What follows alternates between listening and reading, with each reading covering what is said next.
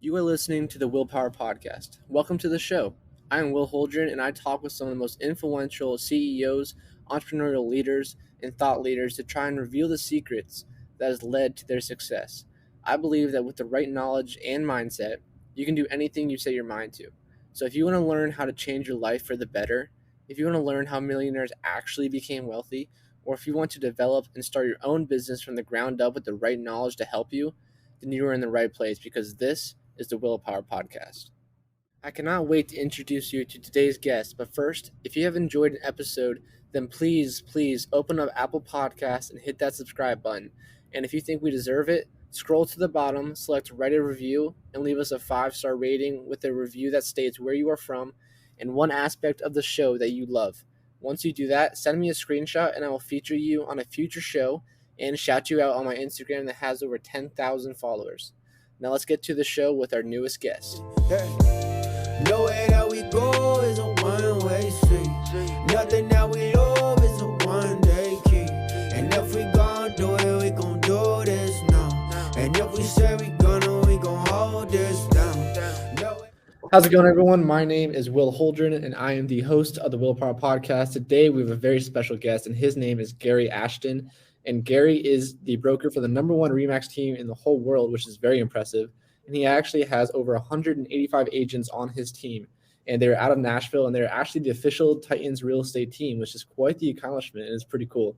So, Gary, thank you so much for joining me today. Don't forget the Predators. The Predators. The real estate team of the Predators, too. And the Predators. There's a hockey team. NHL team, yeah. Gotcha. So the NFL and the NHL. Gotcha. That's very impressive.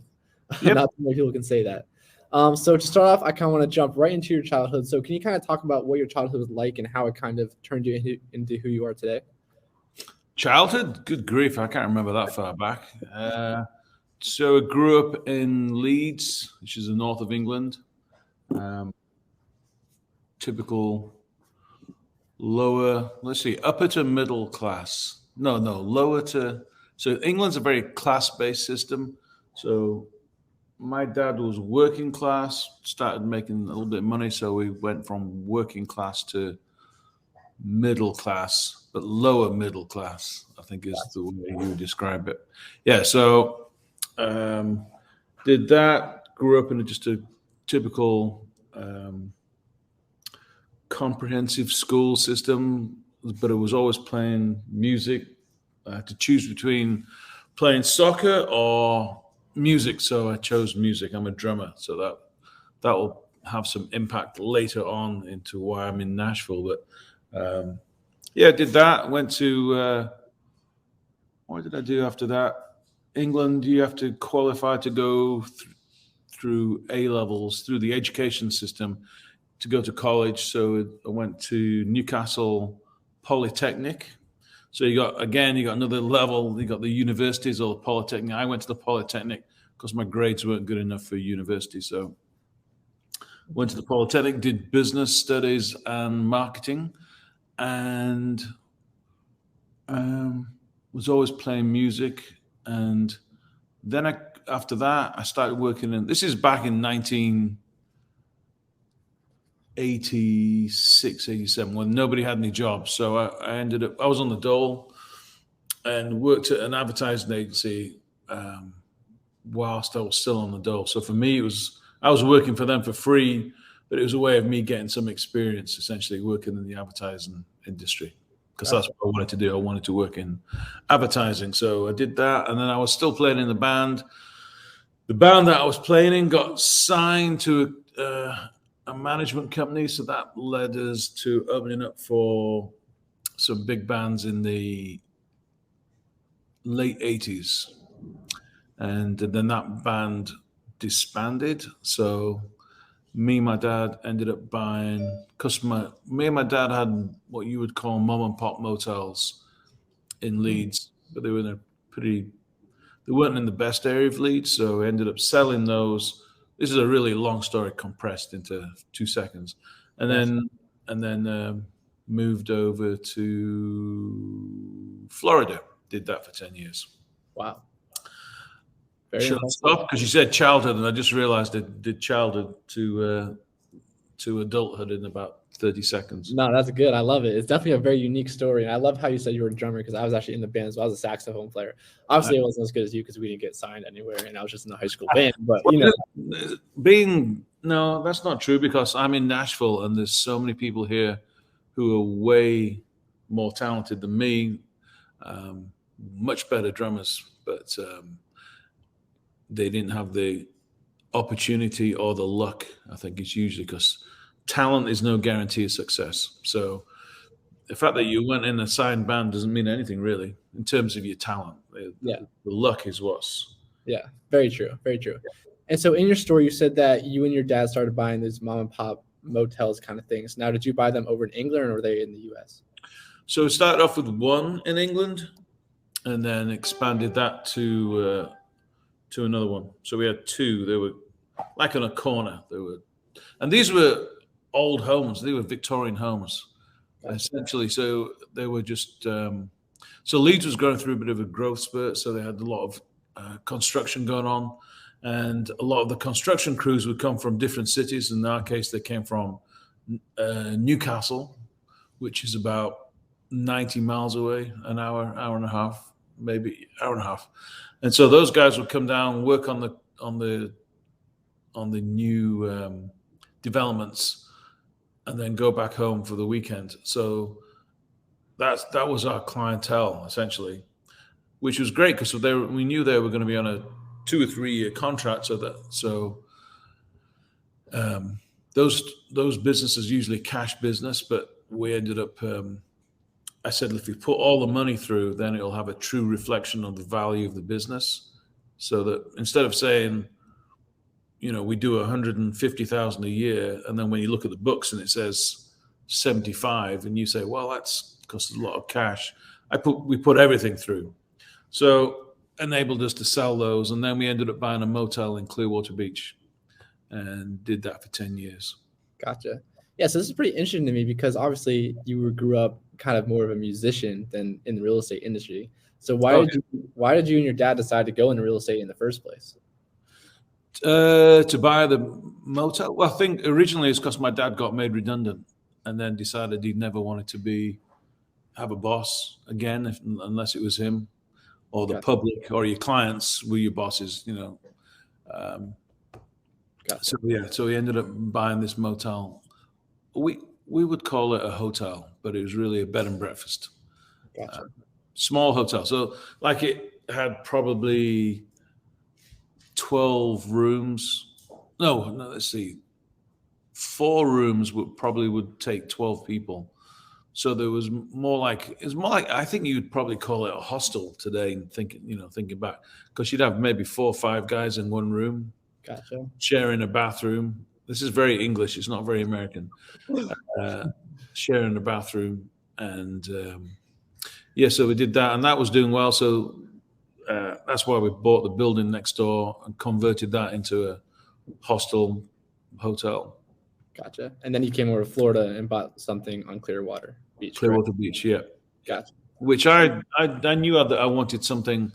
The Brits were in a tradition of coming across to America and doing, we call them a twin center holiday, because holiday means vacation in England. So a twin center holiday where you'd have a week in Orlando, Disney World and Universal Studios and all that good stuff. And then you'd have a week at the beach. So it'd either be on the Gulf Coast, which is Clearwater Beach, St. Petersburg, all those people, Sarasota, or on the other side, which was the Daytona Beach and things like that. Gotcha. So I preferred Clearwater Beach. Sand was nicer there. Makes sense. Well, and also, it's a straight shot on I-4. The drive time was only a couple of hours, 2.5 hours. So that made it really easy to land in Orlando and then drive across to Clearwater Beach and then have your vacation in both areas. Okay. So you were doing some investing over on the British side of things. You came over to Florida, bought one here. So how did you end up in Nashville? Through the music. So I'm a drummer. So I was still playing. When I moved to America, I was still playing drums because that's if people talk about what your passion is, that was always what my passion is, just playing drums. So I ended up meeting another guy from Liverpool, England, and then another guy from Bradford. So pretty much all in the area where I'm from. And then that band, we were called Two Brits and a Yank, because occasionally we'd have an American bass player come and play with us. And we were just doing cover band stuff, but then recording originals. And then my producer from the band back in England, he liked it. And so that gave us encouragement. And then I went to, we went out to LA, met Ellen DeGeneres' brother, Vance DeGeneres. He liked it. We did some recording with him. So there was all this little momentum growing. And then that band split. But I was also involved in the local music scene. There was a guy that was playing in a local coffee shop, and I thought it was amazing. So I don't normally go up and tell people how good they are, but this guy he was definitely a cut above everybody else that I'd ever seen in a coffee shop. So he was just doing acoustic, James Taylor, Neil Young kind of Sting acoustic singer-songwriter stuff. And then he was so good, I said, you should meet my friend Patrick, who was the bass player from the other band. And Patrick was a bit of a jazzer, like a really, really good musician, all-round musician. So we ended up recording an album with him. The guy was called Dave Hardin. And then that one got more interest than the other band that I was in. And so we ended up coming up to Nashville because Phil Palmer was my producer. He was recording in Nashville, I think. And another guy, somebody else heard the CD that we were on, Rob Reynolds. He was a bass player with the Mavericks band in the 90s.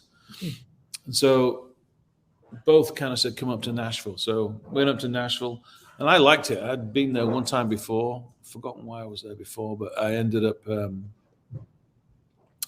going with Dave, and we had met with Phil, who came in from England, and then I ended up meeting the CEO of Warner Brothers, Bob Saporiti, and he said, these are great songs, this music is awesome, but you're never going to make it because it's not commercial enough for country music. And so the idea was that Dave was the singer, he was the songwriter. If he moved up, then he would be able to write with other musicians and maybe add some authenticity or credibility to some of the country, like a poppy country writer meeting somebody with a little bit more depth. And so that was Bob's idea. And quiet, I got my dogs playing in the back there. So that was the idea for Dave to move up, and we'd sold the hotel in Clearwater Beach. So then to reinvest the profit from that, you have to 1031 exchange. So you don't pay tax on it. So that means you have to acquire other properties. So I thought, if I'm coming up to Nashville and we've got to buy some other properties, I should get my real estate license. And I can do both. I can do music and a little bit of real estate. And then that's when I realized I'm not that good, because when I came to Nashville, that's when I realized, I'm not a bad drummer, but when you come to Nashville, it's a really, really, really high standard and there would be, 18-year-old kids who are way better than me who would play for way less a night. So I realized I wasn't going to make it as a musician in Nashville. Gotcha. No, yeah, I definitely heard it's very competitive, and obviously it is like the top. Yeah. When you're a musician. I mean, it's like the NFL. If you play high school football and you're pretty good, and if you're really good, then you go to college. Right. If you do really good at college, then you might get into the NFL. But so if you get into the NFL, you're like the cream of the crop. And that's how Nashville is. You can come here and you can play and you can be really, really good. But to actually get to the level where you're playing and touring for a living, you still need that element of luck. But those guys are all the best of the best kind of thing.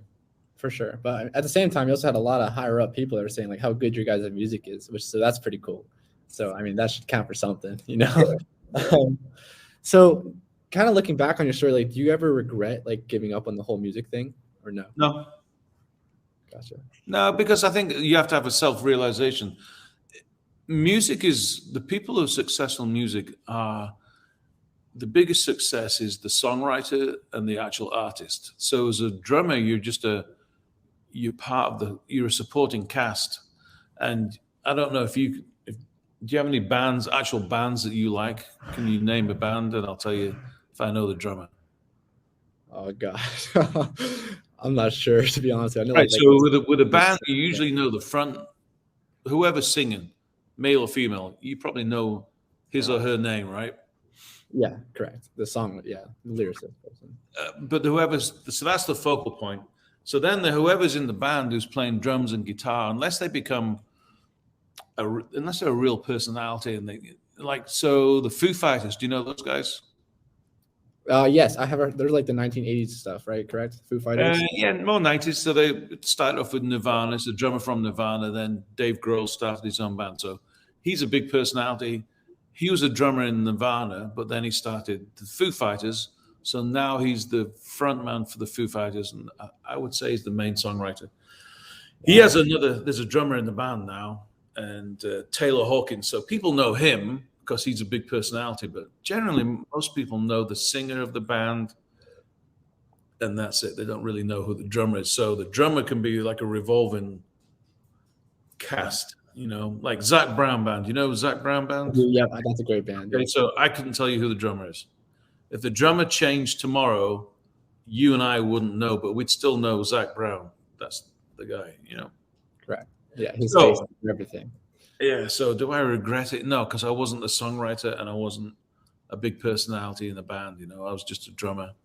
And I was lucky enough to be surrounded by some good musicians, like as in singer-songwriters, but I wasn't a singer-songwriter. So I knew that I wasn't going to make any money from that. And that's generally where the money is made, in the songwriting and the actual artist. Gotcha. No, yeah, it definitely makes sense. And this is a little off topic, but I'm just curious. Yep. Like, from your time in Nashville, like, who was the coolest person in your opinion that you got the chance to meet in Nashville? Coolest person? Yep, in your opinion. I don't think I've got anybody that really stands out, but I did meet a lot of interesting people. I did meet the co-founder of Wendy's Hamburgers. Oh, that's impressive. That's cool. Yeah, so his son is called Mike Music, Musi. Is it Mike? CK. That's it. It was a slightly different, not music, the normal spelling, had K on the end. So Ron, his dad was the co-founder of Wendy's with Dave Thomas. So I got to meet him. So that was pretty cool to hear the story of how Wendy's Hamburgers grew. That's awesome. I met a big time record producer. Let's see, I've forgotten his name, but he did Nick Raskulinix. That's it. So he did the last Rush album. I don't know if you know them. So he's a big rock producer, and he was actually partners with Dave Grohl, the guy I was talking about from Nirvana. Okay. Foo Fighters. They had a studio together in California, and then he sold that and then moved to Nashville, which is why I got to meet him, because he was looking for property, so I got to meet him online. And then I met a bunch of the Titans players, the hockey players are all super cool. And then you met, just people you meet in everyday life. Some people are awesome. Did you get to meet like Ryan Tannehill and like Derrick Henry then? I've not met Ryan Tannehill in a social setting. Derrick Henry, we know him. He wasn't a client, but yeah, I met him when he first came as a draft pick. That's awesome. That's super cool. He's like the best running back in the league, so that's awesome. Yeah. Very cool. So kind of jumping back into your story, so you transitioned into real estate at this point after you stopped with your music career. So kind of like for an overlooking perspective, like if you're an entrepreneur, like how do you know, in your opinion, when it is time to pivot into like a new industry, kind of like what you did? Like how do you know when it's time to give up on one thing and kind of transition into something else? Well, people struggle with that decision-making process. Well, for me, the decision was kind of made for me because I wasn't good enough. I knew I wasn't good enough to do session work. So that was my plan. There's two types of drumming in music business. You can go on the road and play live, or you can try and do session work. So session work is where you come into the studio and you're just playing for different people, and they give you the music to play to. And I thought I was going to try and do that, but that's when I realized, I can't read very well, and I'm not as good as all these other people. So I'm not going to be a session player. Then maybe I could go out on the road, but maybe I wasn't good enough for that either. So it's just a realization that at some point your own limitations are what are going to make you choose the other route. And then all these other opportunities were coming because I like advertising, I like marketing. With the hotel back in Florida, so that was 1990 to 2000. So in the middle of that is when the internet came along. So I liked that. I liked this whole idea of advertising in a different form, different medium. And I got to work on our website. So I didn't build the website, but the website was built for us. But I realized I could go in and maybe manipulate the HTML. And so I got to learn more than the average person about how to create pages and links. And that led me to learning about I don't know if I learned about it, but I've kind of figured out that you want to make sure that the user experience is good. So making sure that everything flows, everything's logical. If you click here and then click here and click here, like I wanted the rate card so you could see how much the homes were. And then the description of the room, I wanted that to link to an actual floor plan. And I wanted people to be able to click on the view from the window to see what the view is going to be like. I have a picture and just give more information if people are looking for it. So when I did that, so when I came to Nashville, I was going to do the music, and I knew I was going to do real estate because of the 1031 exchange, having to look for investment properties.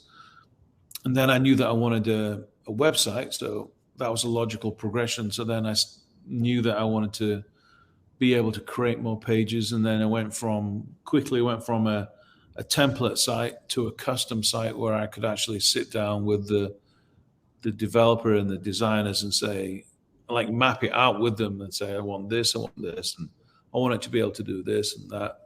And then I had an interest in advertising and marketing. So then Google came along, and then Google pay-per-click, what that is, right? PPC. Gotcha. Yeah.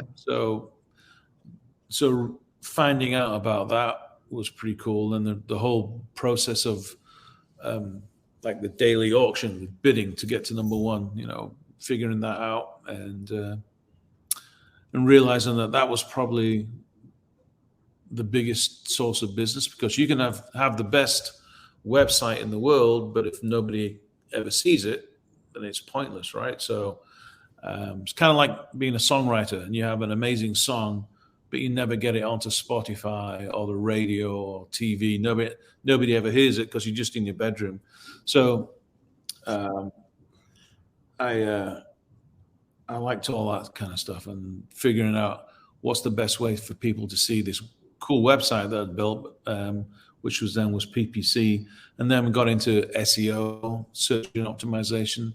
So making sure that when you Google Nashville real estate, my site was going to be one of the ones that pops up. That's awesome. Yep. Yeah, it really seems like you were ahead of the curve, like taking advantage of like the internet and like all the things that came with it that were kind of like the PPC that you were talking about, and obviously that helped. I always say it's luck, vision, and money. So I think I was lucky to be around at that time when the internet and real estate, because the internet had been around for a while, but it was starting to find its mass adoption, so that everybody now was starting to have access to it in terms of laptops and computers and things. And then, like, if I ask you a question right now and say, I don't know, what's the capital of Borneo? All right. So maybe you don't know, but the first thing you would do now, what would you do? I'd just say, hey Siri, what's the capital of Borneo? Right. So in the past, people weren't doing that. So I would just Google it. I wouldn't think of using Siri. So it's as people adopt and begin to use new technology, it takes a while. So when you're looking for a home, a lot of people will still go into the magazines. Traditionally, they would go pick up a magazine from a 7-Eleven, and they would look for homes through there. And then there would be a homes magazine. There'd be another Nashville homes magazine, things like that. So you would pick up 2 or 3 magazines and look through them, and that's how realtors were generating the business, and that's how the public was doing it. So then after a while, the public realized, well, I don't need 3 magazines. I can just go look online. And then You were there. Then I was there, yeah. And then Zillow came along and they kind of stole some of my thunder a little bit. So They're gone now, though. Well, I mean, still we still work with Zillow. Zillow is still a lead source, lead generator for us, because at the end of the day, where do you live? I'm in northeastern Pennsylvania. Okay, so if you were thinking about moving to Nashville, this is interesting. If you said, if I said, hey, I want you to come and run the marketing division of my real estate company, but you need to move to Nashville, what would be your next step? Let's say I'm not a real estate company, because that would be too obvious. Let's say I was just a podcast marketing company. Okay. And then like wanting to come over and handle all the marketing for the new podcast and find people to talk and things like that. But you're going to have to move to Nashville. So starting on January the 1st, I want you in Nashville. So then at that point, you're probably thinking, well, I got to find somewhere to live. And assuming that you were going to buy rather than rent, what would you do? I would search homes for sale in Nashville. Okay. And on Google? Yeah, on Google. Yeah. So that's where we come in. So then hopefully we're ranked high enough. But if you saw the name Zillow, you would probably click on that or realtor.com before you saw my website, because I'm sure that more people know about Zillow and realtor.com than nashvillerealestate.com or garyashton.com. Now, if you're local, definitely have an awareness, because I do a lot of advertising and marketing. But if you're coming from wherever, you're more likely to go to Zillow, or you might just go to Zillow straight away. Gotcha. Yeah, I just Googled it, and there's like lux.estate is the first thing that comes up. That's probably an ad word though, right? Does it say ad next to it? Yeah, ad. Yep. Does that not count? Oh yeah, I mean that's how people are generating leads. And then if you go below the ads, so that's the organics, the SERPs. Zillow.com is the first organic one then. Yeah, is realtor.com number 2? Yep, realtor.com is number 2. Redfin.com is number 3. Yeah, so those are the big 3. So those are like the vanity keywords. So I think, did you do homes for sale in Nashville? Yep. So hopefully my site is probably 5 or 6. So that's the vanity keywords. We do better on what's called the long tail. So if you're actually searching for something like Laurel Brook Homes for Sale, which is a subdivision, then I think, or West Haven Homes for Sale in Franklin, TN, then we're number 1. So it's so we do better on the long tail. So that's our biggest source of business. Gotcha. That's very expensive to be on top of this. Branding Zillow is better than mine, because they've got more money, and realtor.com and homes.com. So there's like big sites. So I'm still like that. That's the Goliath. Yeah. We're still with the little guy essentially. You're making your way up there though. You know, you're getting there. But you guys are still massive though. So at the same time, it's like hard to compare. Yeah. So I mean, to toot our own home, we just crossed $1 billion worth of sales in Nashville this year. So that's the first time we've ever done that. Last year we were like 860 million. This year we just crossed the $1 billion figure. So we'll probably end up at 1.2 billion, which is I'm quite pleased actually. For one city, because there's a lot of big teams out there, but they tend to be the whole state or multiple cities around the US. We're just in one city, so it makes it that much more impressive. Or the fact that I didn't expand and do what they did, but I just focused on Nashville. So you guys pretty much run Nashville. That's what I'm hearing. No, because it's as a team. Yes, there's obviously other companies that are pretty big as well. So, but yeah, we do pretty well. Yeah. So obviously, like you guys are obviously the number one Remax team in the world. In the world, which is crazy to think how impressive that is. You also have over 185 agents. So in your opinion, like what do you think has been the main contributing factors led to your success that's obviously helped you grow into this huge, amazing team? So that goes back to that whole luck, vision, and money. So I think I was lucky to start when I did. I think I had some vision of what I wanted to do, and then I had some money to be able to help with that vision, and then I had some luck along the way. And just I like shiny objects, and I like new technology, and I like to be an early adopter. So a lot of things that we're doing, we were generally the first one to do it in the area, or like the first website I got, I think I spent $5,000 on that. And at the time, so this is in 2001. So people thought I was crazy because $5,000 back then was probably, I don't know, just seemed a lot more. Right. So you had to have the vision to realize that if you invested that money, that would actually help you generate more money. So that enabled me to raise my profile. I spent money on search engine optimization. I spent money on pay-per-click, and so the people that own Nashville.com saw that I was doing pay-per-click. I was always number one. So then they offered me the rights for their site, which was like $2,000 a month at the time, which seemed ridiculously expensive. But I went from doing 2 or 3 leads a day just for me, and then it ended up being more like 20 to 25 leads a day.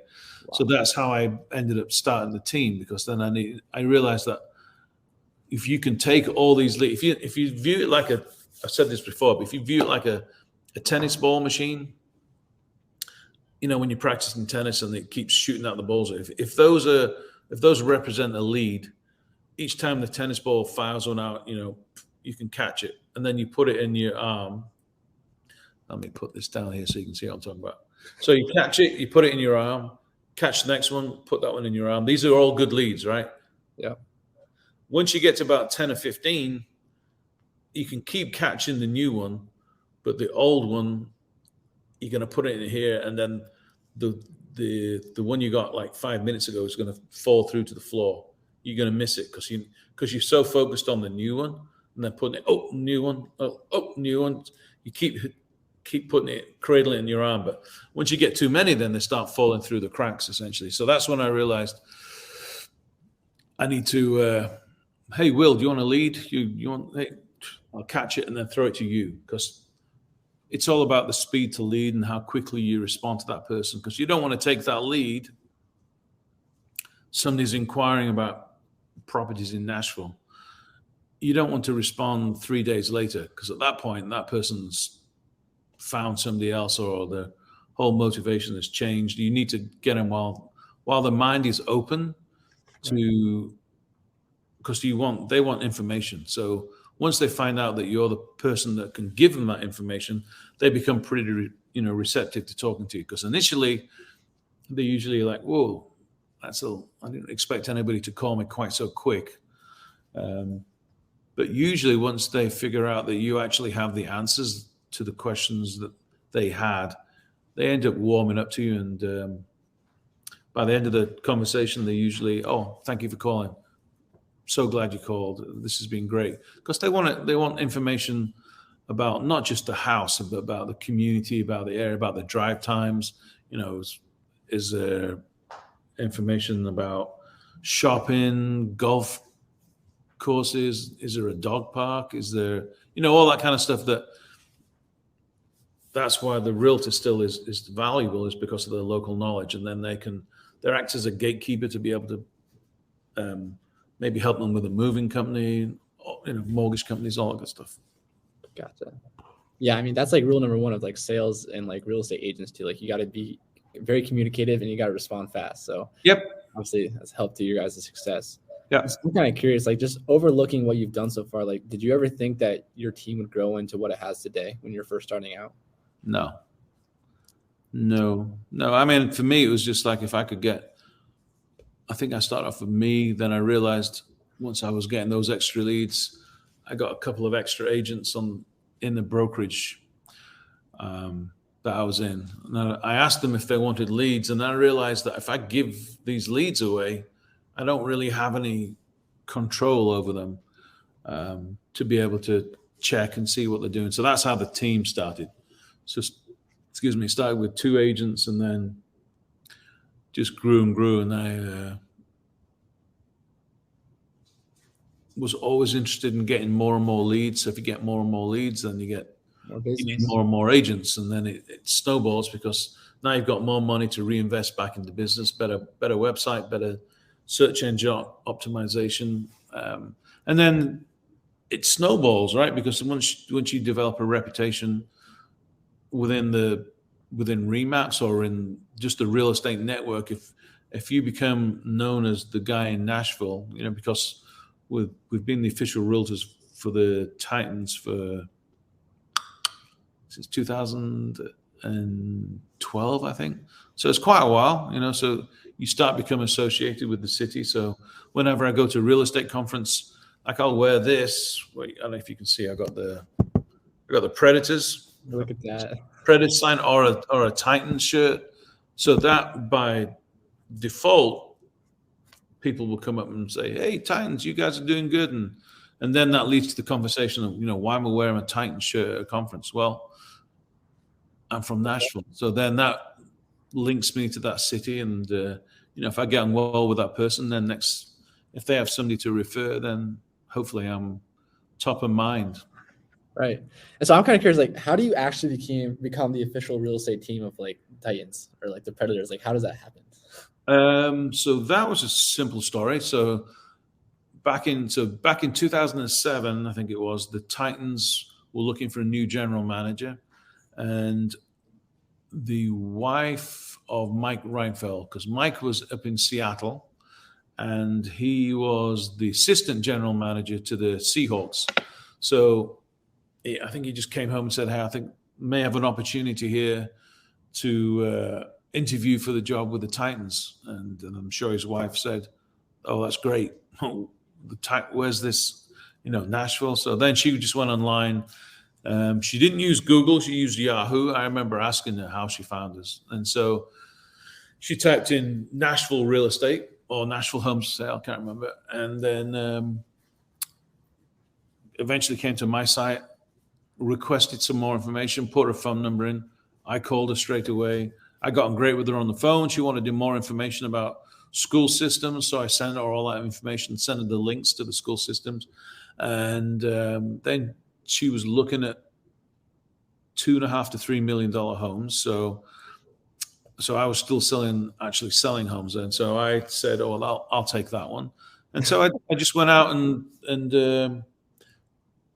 if she liked her home, I would go get more information about it. I would actually go take additional pictures, kind of, instead of just giving the perfect view of the house, I would try and find other angles and maybe some imperfections and kind of give my feedback of why this is a great house, or there's, you might want to give this one a little bit of an extra thought because of this, and this, and I would take pictures. And so she liked all the extra work that I was doing for him, which is a big sale. So therefore you should be doing extra work. So, and then Mike came down, I met him, got on great with him. And then he ended up getting the job. But at the time, another real estate company had signed, probably only a couple of months earlier, had signed to become the official real estate team of the Titans real estate team. So he said, "Look, we'll have to wait until that contract expires." And then about 3 years later, I think it was, or more, because maybe it was a 5-year contract. Anyway, so that contract expired. So then he was getting fired because, the NFL is all about firing somebody. If the team doesn't go well, it's usually the head coach or the general manager. It's kind of like a scapegoat because NFL stands for not for long, and everybody in the business knows that if you get fired, that's it. That's not the end of your career. You usually go on and do something in another city or in another level. So anyway, when Mike was leaving, that's when I think he did me a favor and made sure that I got in to be the official real estate team. And that was 2011, 12. I think it was 11. Can't remember. It was a while ago anyway. And then the Predators, they asked me about 3 years ago and said, would I be interested in, because there was another realtor that was doing it. And I guess they approached me and said, would I be interested in doing it? So I said, yes. So we've been the official real estate team of the Predators. So I keep forgetting about COVID, but 2.5 years now. That's pretty cool. Do you get like free season tickets? Does that come with the contract? No, because really what you are is you're sponsoring. So you're sponsoring. So you're paying to be the sponsor. Part of that includes a ticket package. Nice. So like with the Titans, I have tickets, but they're not free because I pay for them throughout the year. Right. Well, this year they could go to the Super Bowl, so it could be a good year. Yeah. You never know. I'm hoping. Very impressive. I don't want to take too much of your time. I just have a couple more questions. Okay. So first off, like obviously you've achieved so much success over your career and just what you've done with your real estate team, starting from nothing all by yourself to growing into what it is today. Is just no, because you have to remember, I started it, but then it's all about the people that you bring on. So there's people doing stuff and adding to the value, creating systems that have nothing to do with me. I mean, some of the stuff that we do now internally, I couldn't do, but we got right. At the end of the day, you need to surround yourself with people who are smarter than you, essentially. Gotcha. So well, anyway, like in life in general, you start like lower middle class, like you said, in Britain, growing up, and then obviously you came here, grew your team successfully into what it is today. Yeah. So I'm just curious, like overlooking it all, like what would you say is the number one factor that's helped you achieve this much success? Because obviously there's so many people out there that want to be top entrepreneurs, top CEOs, and they all struggle trying to do it. You know what I mean? So what would you say is the number one factor? Well, as much as I don't like the fact that Gary Vaynerchuk drops the F-bomb every 30 seconds, I do believe everything that he says is pretty relevant, that you have to keep working and grit and determination, resilience, don't give up, keep going. And that whole thing with luck, vision, and money, if you keep working at something, you'll probably do well. And then at some point you'll get some luck. And then you have to reinvest back into what you've created. And I think that's, most people will say it comes down to hard work, a bit of vision, and a bit of money. So, gotcha. I mean, you also have to have some brains, because I'm not stupid, but I'm not the smartest person in the world. Same thing with music. If I was not the best drummer in the world, but I was pretty good, but I happened to be in a band where the singer was really good and the songwriter was really, really good. So the combination of those three things meant that I elevated my position in the music world. And then all of a sudden I took away the good singer and took away the good songwriter. And now I'm just a drummer who's actually not bad, but not great. And then all of a sudden realized I'm not as good as I thought I was. So now, because of all these other people in Nashville, are really, really good. So right. I don't know. You just got to work hard, have an open mind, and be reinvesting back in your business. I think that's what I did. Gotcha. And so you have an open mind for like new stuff that's coming along.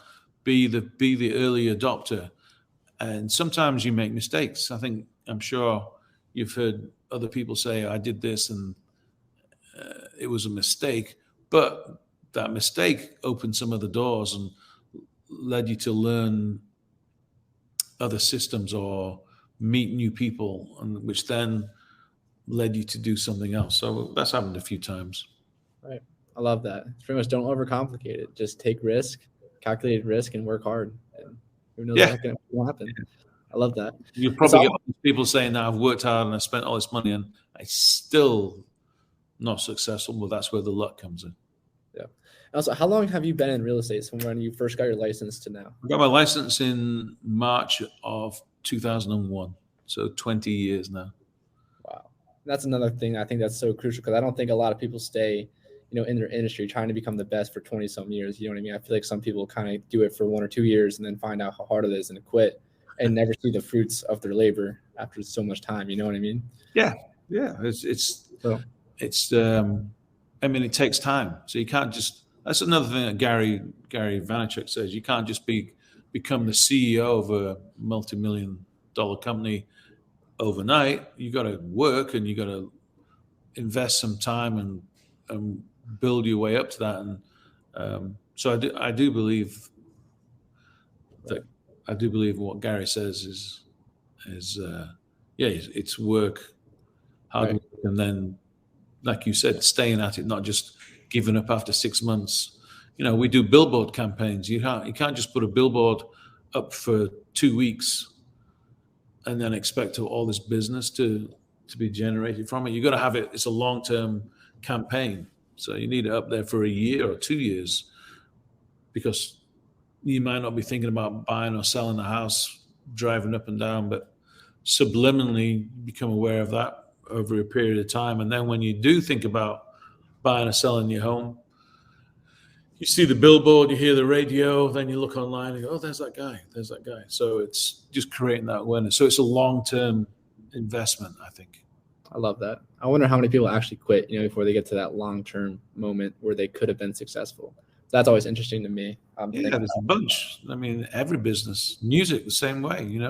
Right. But real estate. When I started real estate, with a guy that was,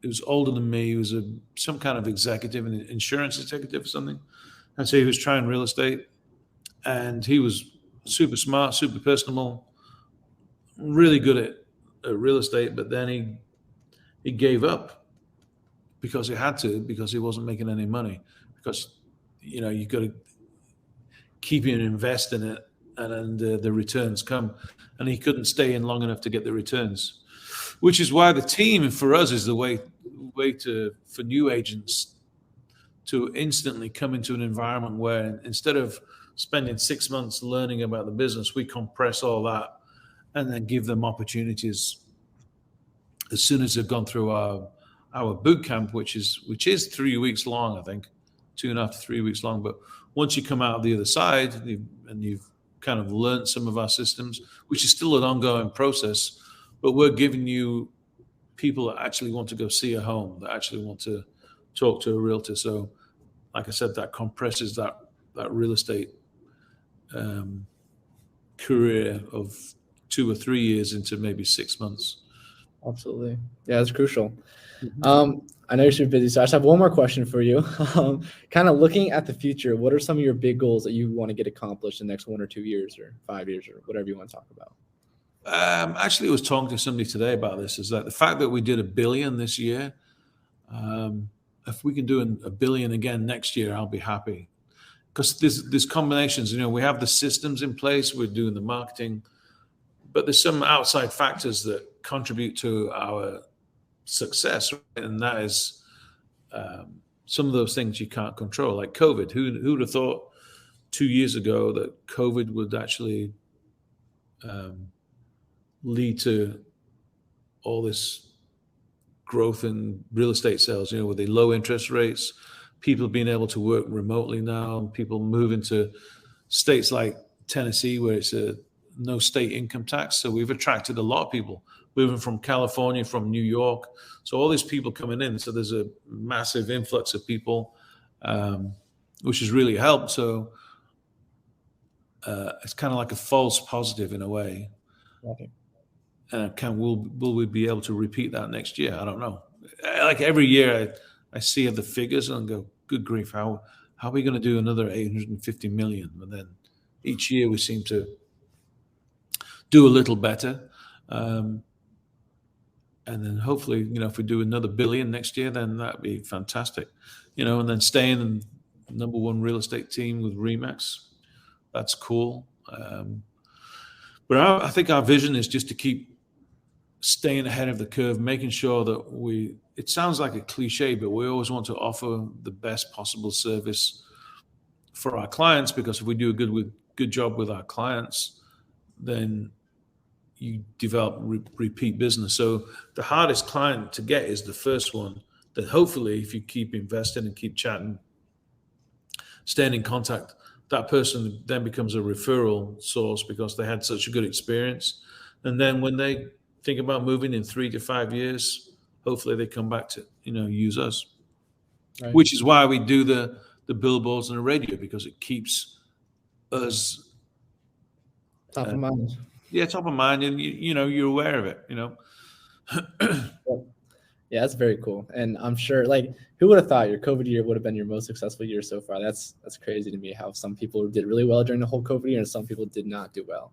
Yes. I think the ones that adapt and take advantage of the new stuff that's out there are the ones that did well, just like what you guys are doing. And it's always a little bit of a, you don't want to be too boastful about it, because you know that people have lost their lives, people lost their jobs. Right.